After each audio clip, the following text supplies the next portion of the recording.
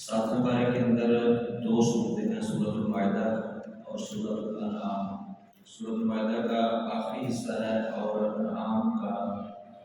ابتدائی حصہ۔ مشرکین مکہ ان کا طرز زندگی تھا کہ اپنی مرضی کے ساتھ کسی چیز کو حلال کر لیتے تھے اور اپنی مرضی کے ساتھ کسی بھی چیز کو حرام کراتے رہتے تھے، اور یہی حال دوسرے مذاہب کا بھی، یہود نصارہ کا بھی تھا۔ تو اللہ تبارک و تعالیٰ نے مسلمانوں کو، مومنوں کو یہ حکم دیا، یا ایھا الذین آمنوا لا تحرموا طیبات ما احل اللہ لکم، اے لوگوں جو ایمان لائے ہو، نہ تم حرام کرو طیبات کو، پاکیزہ چیزوں کو، ما احل اللہ لکم، جو اللہ تعالیٰ نے تمہارے لیے حلال کی ہیں، ولا تعتدوا ان اللہ لا يحب المعتدین، اور تم حد سے نہ گزرو، حد سے نہ بڑھو، بے شک اللہ تعالیٰ حد سے بڑھنے والوں سے محبت نہیں رکھتا۔ وَكُلُوا مِمَّا رَزَقَكُمُ اللَّهُ حَلَالًا طَيِّبًا، اور تم کھاؤ اس میں سے جو اللہ تعالیٰ نے تمہیں دیا ہے حلال طیب۔ وَاتَّقُوا اللَّهَ الَّذِي أَنتُم بِهِ مُؤْمِنُونَ، اور اس اللہ تعالیٰ سے ڈر جاؤ جس پر تم ایمان رکھنے والے ہو۔ تو اللہ رب العالمین نے یہ اعلان فرمایا کہ کسی چیز کو حلال قرار دینا یا کسی چیز کو حرام قرار دینا، یہ صرف اور صرف اللہ تبارک و تعالیٰ کا حق ہے، اللہ رب العالمین کا ہی اختیار ہے۔ امام الانبیاء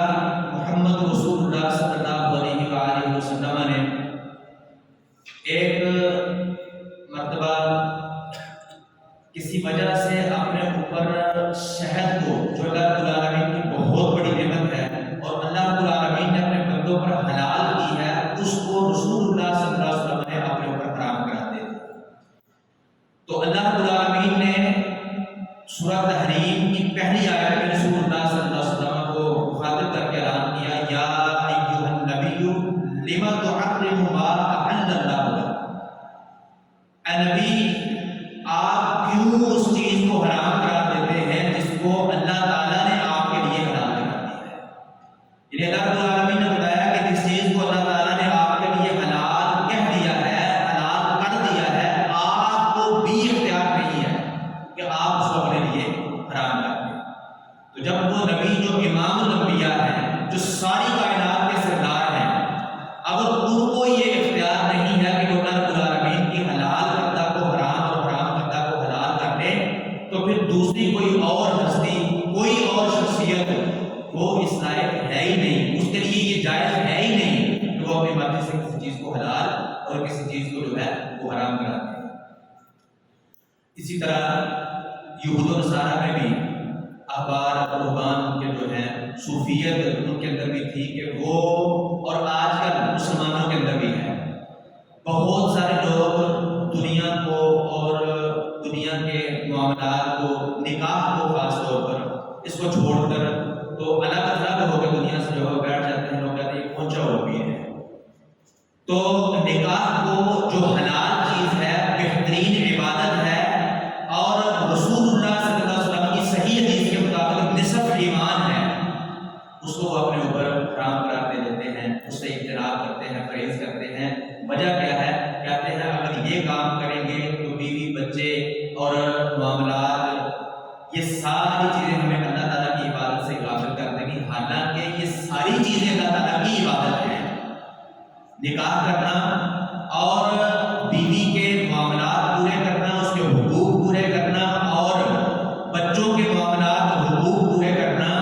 یہ ساری چیزیں جو ہیں وہ اللہ رب العالمین کی عبادت ہے۔ حلال رزق کما کے ان کی پرورش کرنا، یہ اللہ رب العالمین کی عبادت کے اندر شامل ہے، لیکن وہ اس کو چھوڑ دیتے ہیں کہ یہ اللہ تعالیٰ کی عبادت سے غافل کرنے والی چیز ہے،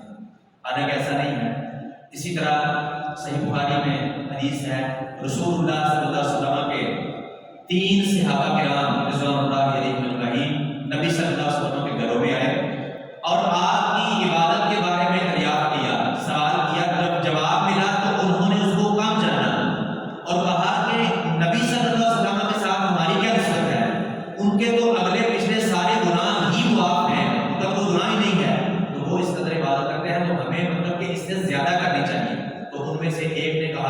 کہ میں ساری زندگی ہر دن کا روزہ رکھوں گا، کبھی بھی روزہ نہیں چھوڑوں گا۔ دوسرے نے کہا کہ میں ساری زندگی رات کو قیام کیا کروں گا، کبھی بھی رات کو سو کر نہیں۔ اور تیسرے نے کہا کہ میں ساری زندگی عورتوں سے الگ الگ رہوں گا، کبھی بھی نکاح نہیں کروں گا۔ یعنی اللہ تعالیٰ کی عبادتیں ہی کرتے رہیں گے۔ جب نبی صلی اللہ علیہ وسلم کو اس بات کا علم ہوا تو رسول اللہ صلی اللہ علیہ وسلم نے ان کو بلایا اور کہا کہ اللہ کی قسم میں تم میں سے سب سے زیادہ متقی ہوں، تم سب سے زیادہ پرہیزگار ہوں، اللہ تعالیٰ سے ڈرنے والا ہوں۔ میں نے نکاح بھی کیے ہوئے ہیں اور میں رات کو سوتا بھی ہوں اور عبادت بھی کرتا ہوں، اور میں روزہ رکھتا بھی ہوں اور چھوڑتا بھی ہوں۔ من رغب عن سنتی فلیس منی، جس بندے نے میری سنت سے بے رغبتی اختیار کی وہ مجھ سے نہیں، یعنی اس کے اس کام کا میری شریعت، میرے منظم ملتا دین کے ساتھ کوئی تعلق نہیں ہے۔ تو کسی چیز کو حلال یا حرام قرار دینا یہ صرف اور صرف اللہ رب العالمین کا حق ہے، اللہ تعالیٰ کے علاوہ کسی نبی کے لیے بلکہ امام الانبیاء علیہ السلام کے لیے بھی یہ جائز نہیں ہے۔ اس کے بعد اللہ رب العالمین نے قسم کا کفارہ بیان فرمایا۔ قسم کا کفارہ سننے سے پہلے یہ بات جان لیں کہ قسم کی 3 قسمیں ہیں۔ نمبر 1 قسم لغو، نمبر 2 قسم غموس اور نمبر 3 منعقدہ۔ قسم لغو اس کو کہتے ہیں جو بندہ عادتاً، ارادتاً نہیں، عادتاً جو ہے وہ کھا لیتا ہے، قسم اٹھا لیتا ہے، یعنی درس دے رہا ہے، تقریر کر رہا ہے یا کوئی بات کر رہا ہے تو عادتاً بات پہ قسم اٹھاتا ہے، تو یہ قسم لغو ہے، اس کا نام جو گناہ ہے نہ اس کا کوئی کفارہ ہے۔ دوسری ہے قسم غموس، اس کا معنی ہے جھوٹی قسم، یعنی بندہ ارادتاً جھوٹ بولتا ہے، اس کو پتہ ہے میں جھوٹ بول رہا ہوں تو قسم اٹھاتا ہے کہ اللہ کی قسم میں نے یہ نہیں کیا حالانکہ اس نے کیا ہوتا ہے، یا کہتا ہے اللہ کی قسم میں نے یہ کیا ہے حالانکہ اس نے نہیں کیا ہوتا ہے، تو یہ ہے جھوٹی قسم، قسم غموس۔ تو اس کا کفارہ تو کوئی نہیں ہے لیکن یہ کبیرہ گناہ ہے، یہ اٹھانے والا اللہ تبارک تعالیٰ سے سچی توبہ کرے۔ اور تیسری ہے منعقدہ، یعنی ارادہ کسی کام کے ارادے میں کھائی جانے والی قسم، کہ اللہ کی قسم میں یہ کروں گا تو پھر وہ نہ کر سکے تو اس کا کفارہ ہے، یا اللہ کی قسم یہ میں کبھی نہیں کروں گا تو پھر وہ کر لے تو اس کا کفارہ ہے۔ اور اسی طرح شریعت نے یہ بات اس بات کی بھی تعریف دی ہے کہ اگر رسول اللہ صلی اللہ علیہ وسلم نے فرمایا جب تم قسم اٹھا لو تو پھر اس کے برعکس تمہیں معلوم ہو کہ یہ کام اچھا ہے، یعنی اچھا کام نہ کرنے کی قسم اٹھاؤ، جب پتہ چل جائے شعور آ جائے اس بات کا کہ یہ کام اچھا ہے تو اچھا کام کر لو اور قسم کا کفارہ جو ہے وہ ادا کر دو۔ اللہ رب العالمین نے فرمایا لا یؤاخذکم اللہ باللغو فی ایمانکم، نہیں مواخذہ کرتا اللہ تعالیٰ لغو میں سے، تمہاری قسموں میں سے لغو کا، ولکن یؤاخذکم بما عقدتم الایمان، لیکن وہ تمہارا مواخذہ کرتا ہے قسم منعقدہ جو تم ارادہ کر قسم کھاؤ اس کا، فکفارتہ، تو اس کا کفارہ یہ ہے اطعام 10 مساکین، 10 مسکینوں کو کھانا کھلانا، من اوسط درجے کا، درمیانے درجے کا، اوسط کا کھانا اعلیٰ بھی ہوتا ہے یعنی اعلیٰ درجے کا کھانا، ما تطعمون اہلیکم، جو تم اپنے گھر والوں کو کھلاتے ہو، او کسوتہم، یا 10 مسکینوں کو کپڑے پہنانا، او تحریر رقبۃ، یا ایک گردن آزاد کرنا، یہ 3 چیزیں، ان تینوں چیزوں میں اختیار ہے، 10 مسکینوں کو کھانا کھلانا یا 10 مسکینوں کو کپڑے پہنانا یا ایک گردن آزاد کرنا، جون سا مرضی کام قسم توڑنے کے بعد جو آپ یہ کر سکتے ہیں۔ اگر ان تینوں چیزوں کی آپ کے پاس طاقت نہیں ہے، ان تینوں چیزوں میں اختیار ہے، بے شک آپ گردن آزاد کروا لیں، بے شک آپ 10 مسکینوں کو کھانا کھلا لیں، بے شک آپ 10 مسکینوں کو کپڑے پہنا لیں، اگر ان تینوں میں سے کسی کی بھی طاقت نہیں ہے، فمن لم یجد فصیام 3 ایام، تو جو بندہ یہ نہ پائے یعنی اس کی طاقت نہ رکھے تو وہ 3 دن کے روزے رکھے۔ ذالک کفارۃ ایمانکم، یہ تمہاری قسموں کا کفارہ ہے، اذا حلفتم فاحفظوا ایمانکم، تو جب تم قسم اٹھاؤ تو اپنی قسموں کی حفاظت کرو، کذالک یبین اللہ لکم آیاتہ، اسی طرح اللہ تعالیٰ کھول کھول کر بیان کرتا ہے اپنی آیات کو، لعلکم تشکرون، تاکہ تم شکر کرو۔ اس کے بعد اللہ رب العالمین نے ایک اخلاقی پاکیزگی کو بیان فرمایا، اس لیے کہ اسلامی معاشرہ دنیا کا سب سے بہتر معاشرہ ہے، تو اس معاشرے کے اندر ہر وہ چیز اس کے ماننے والوں پر حرام ہے جو انسان کو صرف انسانیت سے گرا دے، انسان کی تقریم عزت انسان میں سے ختم کر دے، وہ ہر چیز حرام ہے۔ اللہ رب العالمین نے فرمایا یا ایھا الذین آمنوا انما الخمر والمیسر والانصاب والازلام رجس من عمل الشیطان۔ اے لوگوں جو ایمان لائے ہو، بات یہی ہے کہ الخمر شراب والمیسر اور جوا والانصاب اور شرک کے لیے نسب کیے جانے والی چیزیں بت کمرے وغیرہ، والازلام اور فال کے تیر رجس سراسر گندی چیزیں ہیں، من عمل الشیطان شیطان کے عمل میں سے ہے، فاجتنبوہ تو تم اس سے بچو، لعلکم تفلحون تاکہ تم فلاح پا جاؤ، کامیاب ہو جاؤ۔ انما یرید الشیطان ان یوقع بینکم العداوۃ والبغضاء فی الخمر والمیسر۔ شیطان کا تو ارادہ ہی یہ ہے کہ وہ تمہارے اندر عداوت اور بغض کو پیدا کر دے شراب اور جوئے کے ذریعے،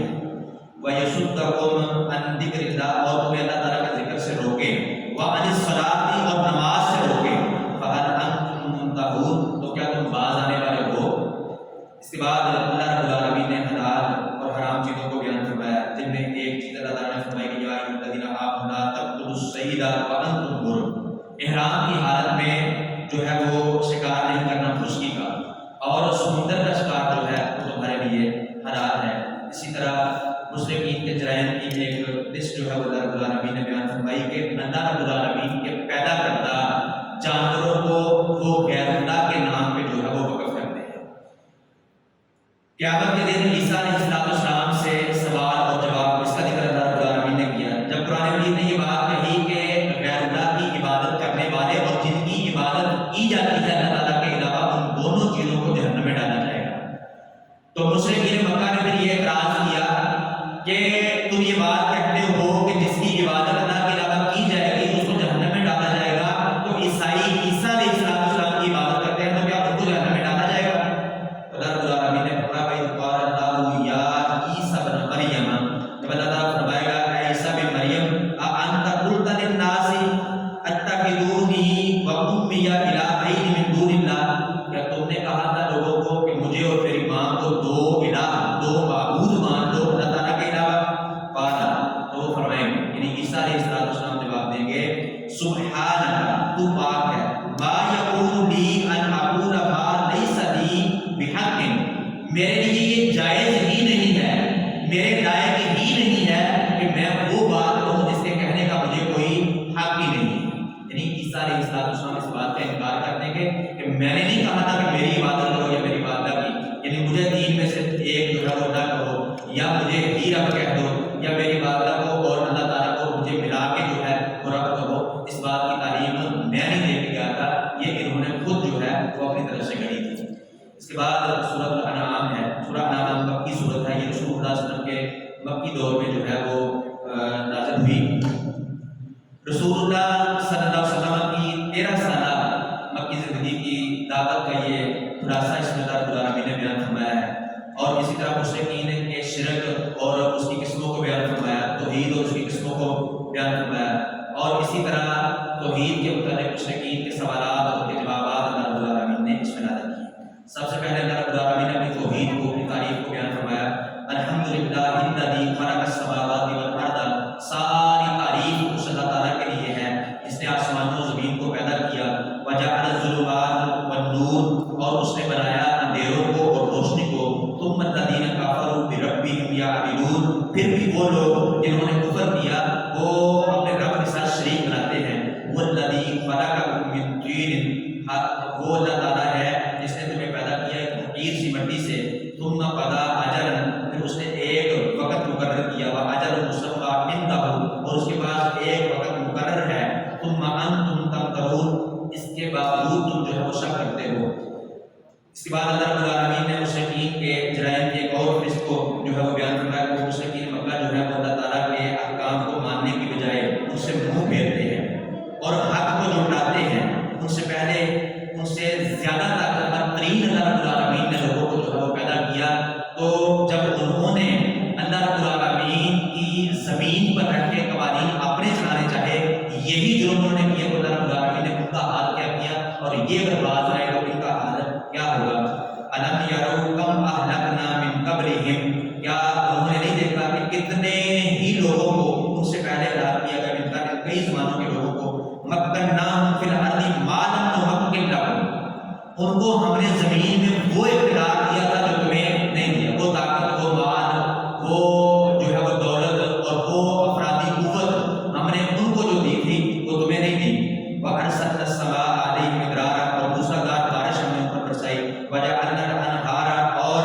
ان کے لیے ہم نے نہریں بنائی، تجری من تحتہم، جو کے نیچے سے بہتی تھی، فَأَهْلَكْنَاهُمْ بِذُنُوبِهِمْ، تو پھر ہم نے ان کو ہلاک کر دیا ان کے گناہوں کے عوض، وَأَنشَأْنَا مِن بَعْدِهِمْ قَرْنًا آخَرِينَ، اس کے بعد ہم نے دوسرے لوگوں کو پیدا کر دیا۔ اور اسی طرح مشرکین مکہ قرآن مجید کو جادو سمجھتے، اور اللہ تعالیٰ کی کتاب کو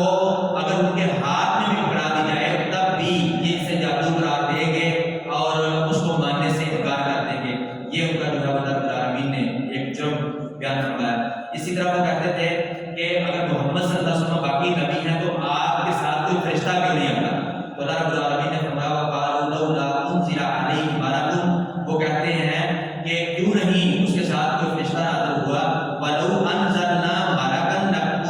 لَقُضِيَ الْأَمْرُ، اللہ رب العالمین نے فرماتے ہیں اگر فرشتہ آ جاتا لَقُضِيَ الْأَمْرُ، پھر معاملہ ختم ہو جاتا، فیصلہ کر دیا جاتا، ثُمَّ لَا يُنظَرُونَ، پھر ان کو مہلت نہ دی جاتی، پھر وہ مہلت نہ دیے جاتے، جس طرح اب ان کو سنبھلنے کی، واپس پلٹنے کی مہلت اللہ تعالیٰ دیتا ہے، اگر فرشتہ آ جاتا حجت قائم ہو جاتی، ان کے کہے کے مطابق جو معجزہ مانگتے ہیں وہ دے دیا جائے، پھر ان کو مہلت نہیں دی جائے۔ اسی طرح ان کا ایک جرم اللہ تعالیٰ نے بیان کیا کہ یہ لوگ اللہ تعالیٰ کے انبیاء کا مذاق اڑاتے ہیں،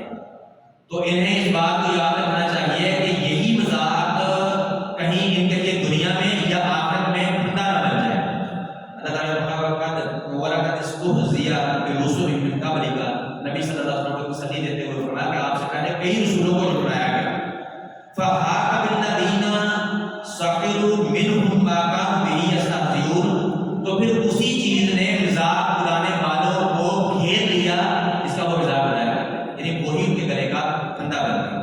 اسی طرح یہ لوگ جو ہے وہ آخرت کا انکار کرتے ہیں، یہ ان کا عقیدہ جو ہے وہ بیان فرمایا رب العالمین نے۔ قیامت کے دن ان کی حالت اللہ تعالیٰ نے بیان فرمائی کہ یہ سارے جرم تو دنیا میں کر لیے، وَلَوْ تَرَىٰ إِذْ وُقِفُوا عَلَى النَّارِ، کاش کہ تم ان کو دیکھیں جب وہ ٹھہریں گے آگ پر، فَقَالُوا، تو کہیں گے یا لیتنا نُرَدُّ وَلَا نُكَذِّبَ بِآيَاتِ رَبِّنَا، کاش کہ ہم جو ہے وہ نہ جھٹلاتے اپنے رب کی آیات کو، وَنَكُونَ مِنَ الْمُؤْمِنِينَ، اور مومن بن کے زندگی بسر کرتے۔ اس کے بعد رسول اللہ صلی اللہ علیہ وسلم کو مزید اللہ رب العالمین نے تسلی دی کہ پہلے انبیاء کو بھی جو ہے وہ جھٹلایا بھی گیا آپ سے پہلے، فَصَبَرُوا عَلَىٰ مَا كُذِّبُوا، تو اس پر انہوں نے صبر کیا جس پر وہ جھٹلائے گئے، وَقُولُوا، ان کو تکلیفیں دی گئیں، حَتَّىٰ آتَاهُمْ نَصْرُنَا، یہاں تک کہ ان کے پاس ہماری مدد آ گئی، وَلَا مُبَدِّلَ لِكَلِمَاتِ اللَّهِ، اللہ تعالیٰ کی کلمات کو کوئی بدلنے والا نہیں ہے، وَلَقَدْ جَاءَكَ مِنْ أَنْبَاءِ الْمُرْسَلِينَ، اور ان میں سے کئی انبیاء کے رسولوں کی خبریں ہم نے آپ پر جو ہے وہ بیان بھی کی ہیں۔ اس کے بعد آپ کی دنیاوی خوشحالی سے یہ نہ سمجھ لیں کہ ہم ان سے خوش ہیں، بلکہ ہمارے پکڑنے کا یہی طریقہ ہے، یعنی اللہ تعالیٰ فرماتے ہیں کہ یہ نہ سمجھیں کہ یہ کام کر رہے ہیں تو اس کو ہم سزا نہیں دے رہے تو ہم ان پہ اس کام پہ جو ہے وہ خوش ہیں، ہمارا عذاب کبھی بھی آ سکتا ہے، تو دنیا میں اگر دنیا میں نہیں آئے گا تو آخرت میں تو ہے ہی ہے۔ کتاب الہی کی صورت اللہ العالمین نے بیان کی، اللہ تعالیٰ اوپر سے نیچے سے دائیں بائیں سے کہیں سے بھی اللہ تعالیٰ کے بڑے رشتے ہیں، اللہ تعالیٰ چاہے تو گلی میں پڑے ہوئے ٹینکروں سے جو ہے وہ کام لے لے، پانی سے کام لے لے، ہواؤں سے، پتھروں سے، یہ پہلے جو اقوام پر جو ہے یہ سارے عذابات پہلے جو ہے وہ آ چکے ہیں۔ اس کے بعد ابراہیم علیہ السلام کا اپنے والد کو اور اپنی قوم کو توحید کی دعوت دینا رب العالمین نے بیان فرمایا، اللہ تعالیٰ کی مزید توحید کا ذکر کیا۔ ذرا اللہ تعالیٰ کی بیوی اور بیٹیوں کا انکار اللہ رب العالمین نے، یعنی یہودی کہتے تھے عزیر علیہ السلام اللہ تعالیٰ کے بیٹے ہیں، عیسائی کہتے تھے عیسیٰ علیہ السلام اللہ تعالیٰ کے بیٹے ہیں، اور مشرکین مکہ کہتے تھے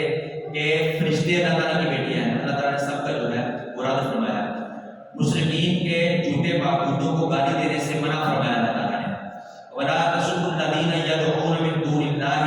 تم ان لوگوں کو گالی نہ دو جن کو اللہ تعالیٰ کے علاوہ پکارتے ہیں، فَيَسُبُّوا اللَّهَ عَدْوًا بِغَيْرِ عِلْمٍ، ورنہ وہ زیادتی کرتے ہوئے ہمارے سچے اللہ کو جو ہے وہ گالی دیں گے، تو یہ نہیں کرنا، یعنی ان کو ان کے سامنے گالی نہ دو اس لیے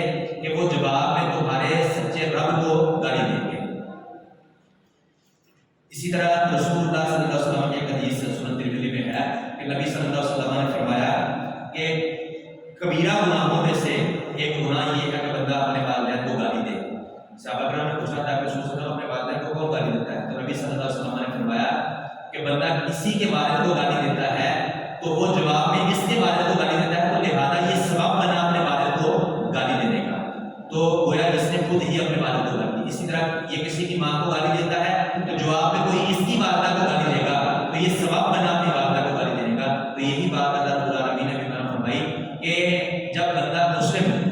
کافروں کے جھوٹے معبودوں کو گالی دے گا تو وہ سبب بنے گا اپنے سچے رب کو گالی دینے کا، تو وہ جواب میں اس کے رب کو جو ہے گالی دیں گے۔ اللہ رب العالمین سے دعا ہے کہ اللہ سنت کو صحیح معنوں میں سمجھنے، عمل کرنے اور دوسروں تک پہنچانے کی توفیق عطا فرمائے، اور توفیق